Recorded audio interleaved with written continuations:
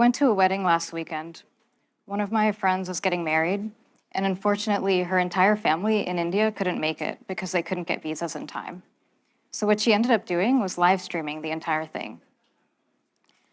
I think we all know, especially after the last 2 years, that live video can do so much more than entertain us. It can connect us when we're apart. My name is Nidhi Kulkarni, and I'm a software engineer at Mux. What we do is make integrating video into your applications easy. Last year, we launched support for low latency HLS live streams. And what we wanted to do was have a way to measure that latency across players and devices. And we didn't want this to be a one-off measurement. We wanted to be able to monitor it continuously. So I'm going to be talking to you today about how we monitor that. And of course, since for any given live stream, a lot of people are probably going to be watching on their phones, I'm going to focus specifically on how that measurement works for Android and iOS devices. We're going to go over what live stream latency is and how it's typically introduced, go over why it's hard to measure, how we measure it, once again focusing on mobile devices, and then we'll wrap up by taking a quick look at the data. So what is it? It can be defined as the time it takes from when a camera captures an action in real life to when viewers see it happen on their screen.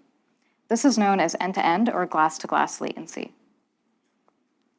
So in between these 2 points, camera and device, how is it typically introduced? Well, when the camera captures video, it needs to be encoded before being sent to the ingest point. If the encoder is CPU constrained or otherwise struggling, this can introduce delay. Of course, it has to make it over the public internet to the ingest point, so general networking conditions and user bandwidth can also add delay. Once a video has been ingested, it needs to be processed and prepared for HLS delivery.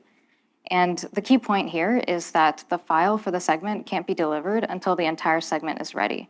So your latency is always going to be at least as long as the segment size. And this is going to be one of the biggest contributors to latency because it's on the order of seconds, and everything else we've talked about up until this point is on the order of hundreds of milliseconds. From here, it once again has to travel over the public internet where it lands on the user's device. And of course, the player is not going to play it right away. It's going to buffer the content. So the player itself is a significant source of latency for any given live stream. So why is this hard to measure? One of the main reasons is that device clocks are usually not accurate. So it's not unusual for your phone to be a few seconds or even a few minutes off at any given point. And if you're trying to measure the latency of a live stream that's only 5 to 10 seconds of latency, 1 to 2 seconds is a big deal. In addition, it's not immediately obvious how to tell the difference between a player that is not playing live because a viewer paused and resumed, and a player that's not playing live because it's struggling to keep up. Maybe it's encountering networking issues or it is rebuffering. And we need to be able to tell the difference because when we take a measurement, if the player is just paused and resumed, we don't want to include that in the latency measurement because it's not indicative of a performance issue. But in the case of rebuffering, we would want to include that because it's something we want to be aware of. And lastly, we want to make sure that we define the metric in a consistent enough way that we can actually compare it across devices and players. We don't want to just do a different player-specific thing for each one. So this is AWS's suggestion in their docs for the easiest way to measure end-to-end latency. Though this works and some people do it, it's very manual. And we thought it would be better to do it automatically and maybe even measure it automatically for our customers and expose the data directly to them. And of course, we once again need a metric that works across platforms and players and is comparable. So how do we do it? The main idea is that we're going to read program datetime tags that are inserted into the HLS stream. This is part of the HLS spec, and it essentially gives you a way to associate the first sample in a media segment with an absolute date and time. And so a naive calculation of latency will take the current time and subtract from that the program time for what's currently playing on the screen. It's important to note that even though the spec includes program datetime tags, they can really represent anything. So in order to know exactly what you're measuring, you do need to know what those timestamps represent for any given stream. So taking a look at this diagram again, Glass-to-glass latency is the time between the camera capturing something and the viewer seeing it on their device. At Mux, for our live streams, our PDT tags are inserted on ingest. So what we're technically measuring is ingest to render latency, which is always going to be a little bit shorter than true glass-to-glass.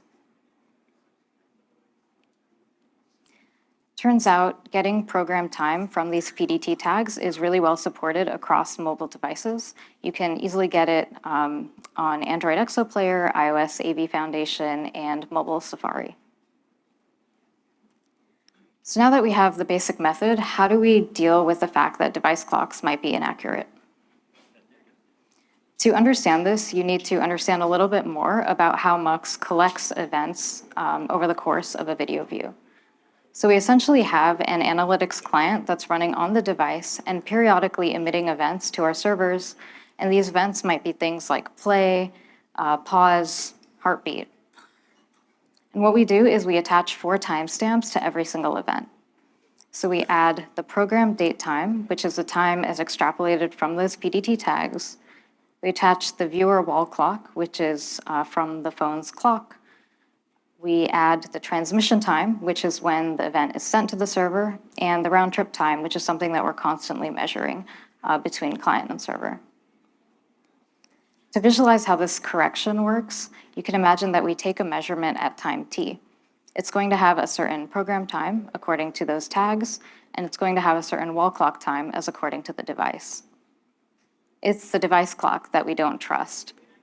So when we send the event, we add the transmission time as according to the device clock. And the server sometime later receives it. And it, of course, has its own clock that we trust more and can synchronize more precisely. From that, we can subtract the flight time. From that, subtract the time spent on device, which is actually important because your phone can go to sleep or lose connectivity. So an event might be on your phone for a while before actually getting sent. So you should take that into account.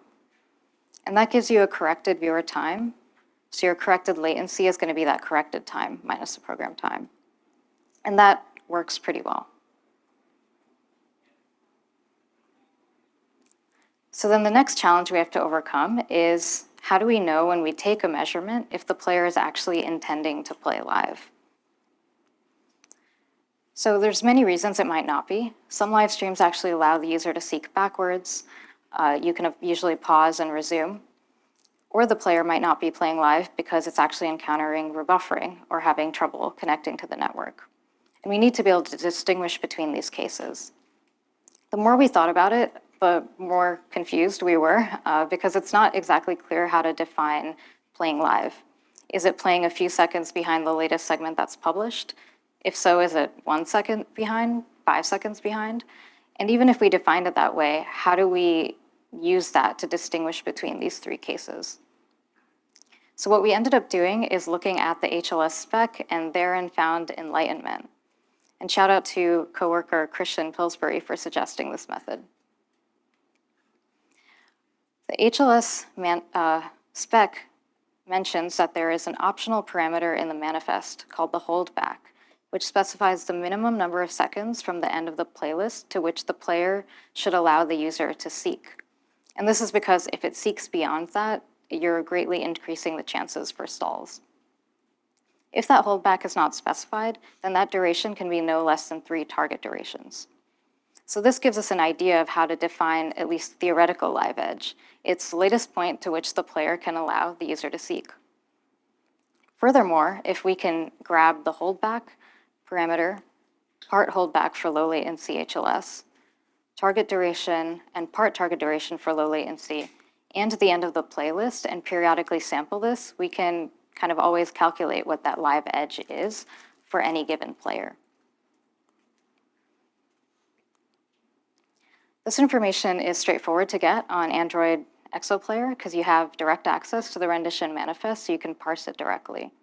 It's a little trickier on Apple devices because you don't have direct access to the manifests.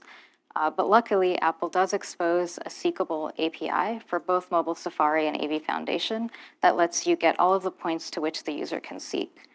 And based on our testing, this does indeed respect that holdback parameter, so you can use it to get that live edge in the same way we defined it earlier. So this is a video of me playing from a test low latency HLS stream and printing out the number of seconds the player is from the live edge. So it starts out about 1.9 seconds from the live edge, and you'll see that when I pause it, the number of seconds from the live edge is going to slowly and steadily increase for each second that I'm paused, which is going to happen in a second.